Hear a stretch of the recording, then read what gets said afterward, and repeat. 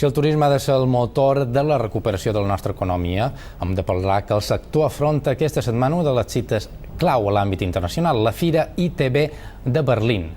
La trobada, que comença demà, comptarà amb una àmplia representació de les illes. L'objectiu és potenciar els acords amb turoperadors i segments més diferenciats, com ara l'esport, el senderisme i la nàutica.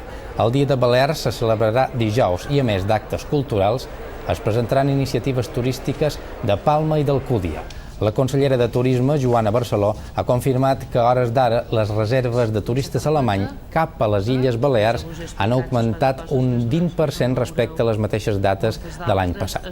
Pel que fa a l'amenaça de vaga dels treballadors d'AENA, que podria afectar la Setmana Santa, Barceló assegura que està en contacte amb els sindicats per evitar-la.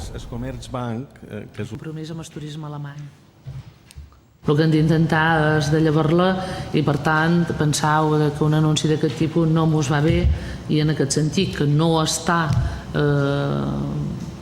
tancat, vull dir, crec que el més prudent és de treballar perquè verdaderament no se faci.